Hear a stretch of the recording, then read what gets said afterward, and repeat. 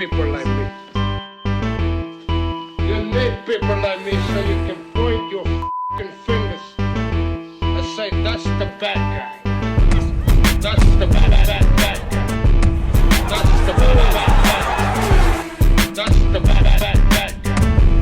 That's the bad guy.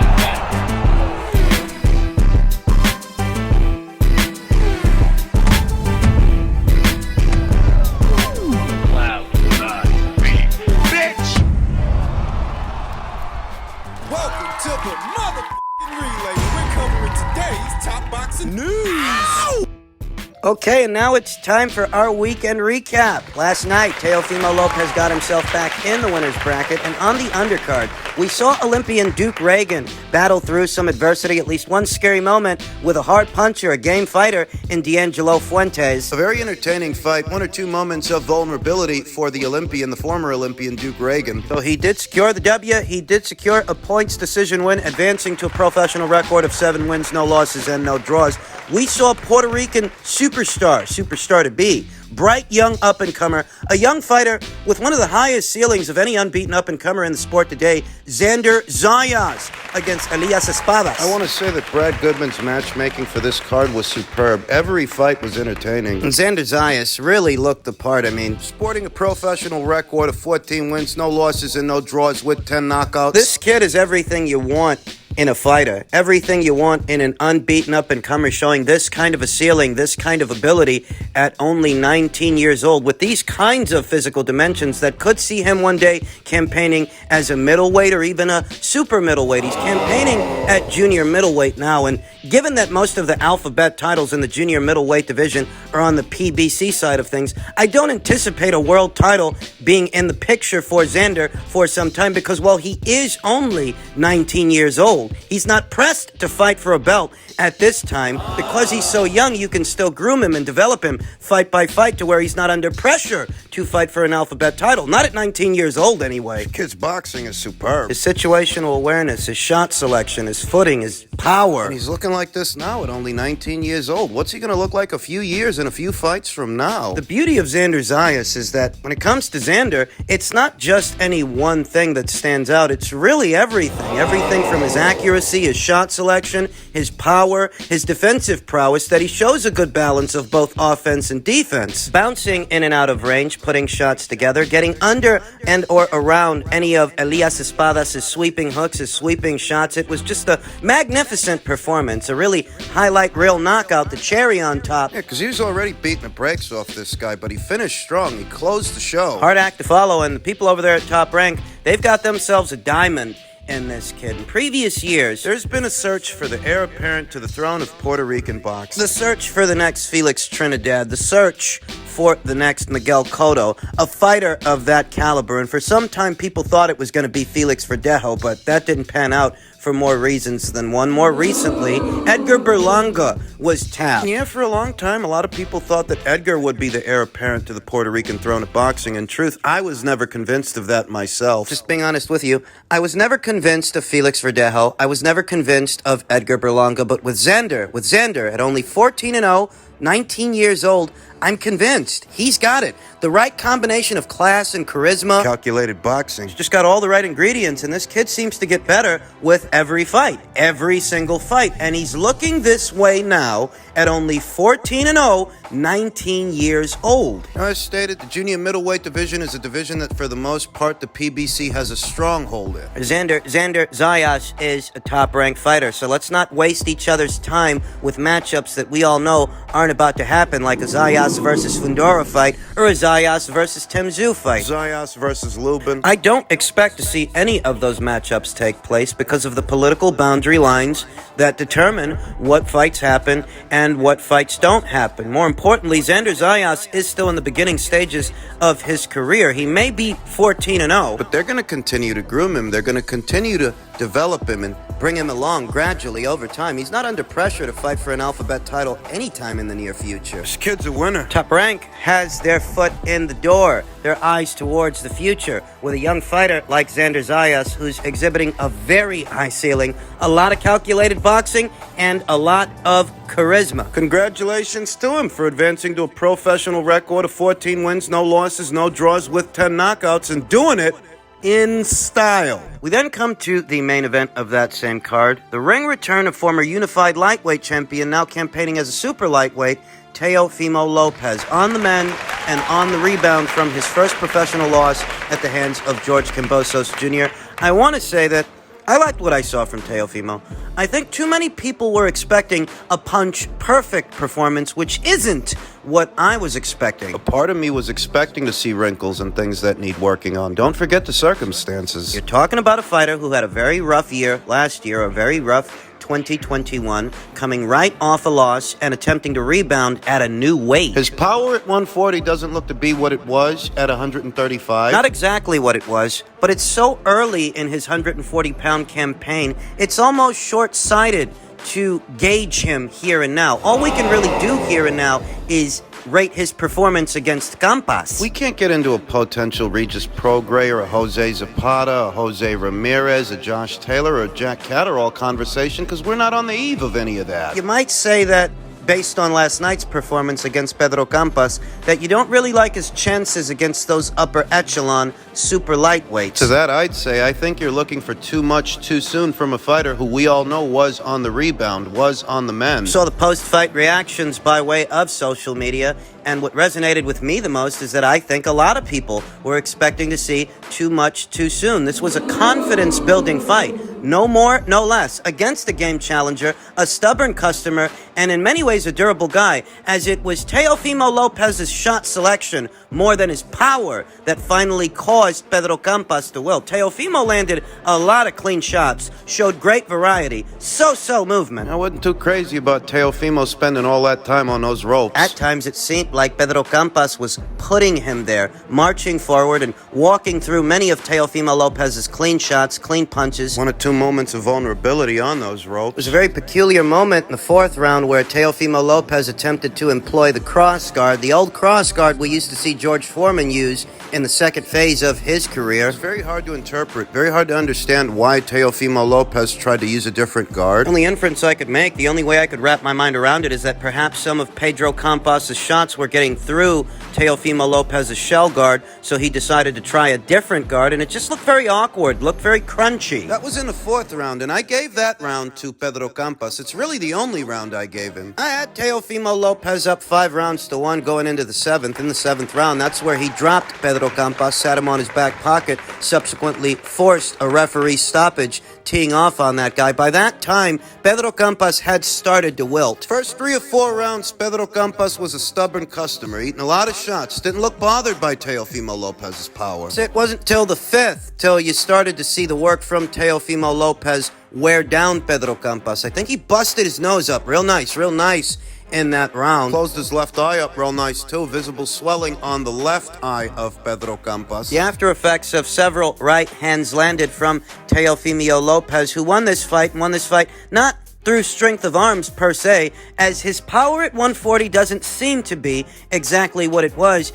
at 135. It was his shot selection and his accuracy, his boxing. It wasn't brute force, it was being a better boxer. And this is something that I talked about here on the channel some months ago. How would Teofimo Lopez fare at 140 pounds when he wouldn't have the size advantage and the same punching power as a super lightweight that he had been exhibiting as a lightweight? That you're not just going to run over these guys up there. Oh, yeah, you can punch, but so can they. So can those boys up there at 140 pounds. For the most part, Teofimo Lopez's upper body movement and defensive prowess, his countering ability, and his accuracy, it held up against Pedro Campas in what I interpreted as a confidence-building fight. We even saw a bit of showboating from the former champion, which I think was quite beneficial to him. In a confidence-building fight, I mean, it's all in the name, isn't it? you got a young fighter. He had a pretty rough year the year before, going through that divorce, losing his alphabet titles in that shock upset loss to George Kambosos. So if he gets into a fight to where he's feeling confident enough and effective enough that he can exhibit a bit of posturing, a bit of showboating, that's good for the fighter. Good for the fighter's psychology, because the aim here was to rebuild his confidence in what was a confidence-building fight against a capable fighter. He gets to the point that he's showing some bravado and he's doing his Fortnite dances. You know what that means? That means he feels good in there. That's what you want. Teofimo Lopez wasn't just in there battling Pedro Campas. He was battling his own demons, trying to recapture some semblance of the fighter that he was before he lost those belts to George Kambosos Jr., trying to get back to his winning ways and his old self. And I think he did that. Experimented with a few things like the cross guard, switching over to southpaw. Did very briefly attempt to lead with the right hand throughout the course of this fight, though for the most part the fight was fought out of the orthodox stance. I guess we can expect to see a bit of switch hitting from Teofimo Lopez moving forward. Seems to be something they're trying to incorporate into his overall repertoire, his toolbox. There are still lingering concerns about Teofimo Lopez's future. It's understandable. Patching up certain problem areas, not just inside the ring, but outside of the ring. His father still seems to want to be the star of the show. Seems a glory hog determined to steal his son's own thunder. We're all here to see your son, not you. I wonder if it's outside the realm of possibility that Teofimo might re-enlist the aid of Joey Gamache. Joey Gamache, who I believe was working with him for both the Richard Comey and Vasil Lomachenko fights. Still feels like Teofimo needs a stronger corner. After his win, Teofimo Lopez said that he will be back December 10th, Heisman Trophy Night in New York, a usual date for him, in Madison Square Garden's main event arena on pay-per-view. He's indeed likely to fight at Madison Square Garden on that date, but it won't be pay-per-view. Top Rank has ESPN linear window, and UFC is on pay-per-view on December 10th. Dan Canastota. Canobio. Dan Canoli tweeted, future Teofimo Lopez opponents currently under ESPN and Top Rank: Devin Haney, Josh Taylor, Jose Zapata, Jose Ramirez, Arnold Barboza, Shakur Stevenson. Of all the aforementioned names, the name of Arnold Barboza almost immediately comes to mind, because we know that Arnold wants that fight, and he was available for comment post-fight, saying he thinks Teofimo looks a bit slow. Unbeaten Arnold Barboza, who was in action just a few weeks ago. We also saw former WBC super featherweight champion Miguel Berchelt in attendance. I don't think he was there for no reason. I think he was scouting Teofimo Lopez. It's dominating the conversation right now with talks of Lopez versus Taylor or Zapata or Ramirez, when in reality, Barboza. Hell, even Berchelt seems like a more likely candidate for Teofimo Lopez's next fight towards the end of this year than any of those guys, than Prograis, Zapata, Ramirez, Catterall, or Taylor. I'll leave it to the boxing fans to get ahead of themselves. They do it all the time. They're easing Teofimo Lopez back into activity, you understand, helping him get back in the winner's bracket before it becomes about Devin Haney, Josh Taylor, Jose Zapata, or Jose Ramirez. We may see him in action one or two more times. So I will hold out on evaluating Lopez's chances against the upper echelon super lightweights until we're actually on the eve of those fights, because we're not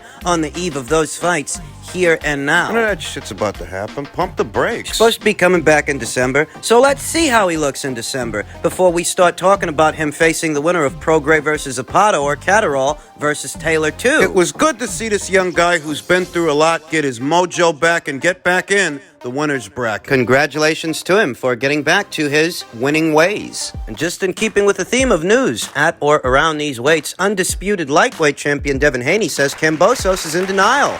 Beating is going to be worse in the rematch. Bring on Loma. Devin Haney, so long as he can stay in the winner's bracket, is a potential opponent option for Teofimo Lopez. Most people are picking him to beat George Kambosos for the second time, myself included. Devin Haney was quoted as saying he's in denial about his defeat. He's got people around him that won't say he got completely outclassed and that I was the better man and beat him from pillar to post, Haney told Aki TV. I don't care if he acknowledges it. I walked out with the belt in his home country. If we do it again, it's going to be worse. You see what that says, right? October 16th at the Rod Laver Arena in Melbourne. They've already got a date. They've already got a location where a lot of content creators want to take this story, misconstrue it, multi-purpose it for the purposes of clickbait in order to drum up views, Devin Haney is, in fact, spoken for. So why there's been all this confusion? It's not confusion. They're deliberately misrepresenting a story in order to elicit a response. These content creators that would have you believe Vasyl Lomachenko is attempting to circumvent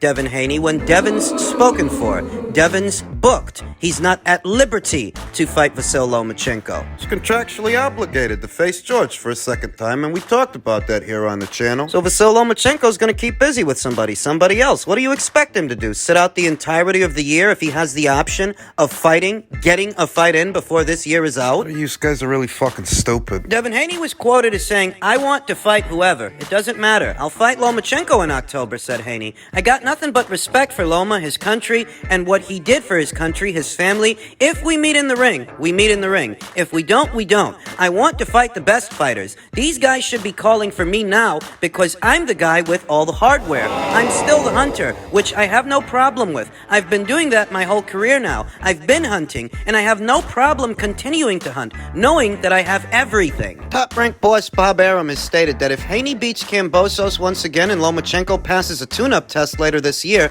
the plan will be to stage a fight between the two stars. You could bill that as a pay-per-view, you know. And it could be successful provided that operational costs are kept low. Let's not kid ourselves. This ain't Joshua versus Usyk we're talking about, but there's enough backstory and enough intrigue associated with a Devin Haney versus Vasyl Lomachenko fight that you could put it on pay-per-view. Well, if they decide not to, I won't complain. Now, very recently, Devin Haney also addressed the possibility of a Gervonta Davis fight, and I talked about how that's a waste of time, how you shouldn't even bother with those kinds of questions, because if Gervonta Davis were interested in challenging Devin for what he's got, that's what he'd be doing. But he's not going to do that, and we all know it. We know that Floyd told Devin, told Shakur to fight each other, fight someone else, but leave his guy alone. In so many words, that's what he said. So when you have the possibility of facing a Vasyl Lomachenko, and beyond that, you have the possibility of moving up in weight and taking on Teofimo Lopez, yet another fight that could be a very big fight, it doesn't make sense to waste time. You gotta stop encouraging those guys. Guys like Gervonta, guys like Ryan. And the members of the media who fan that flame,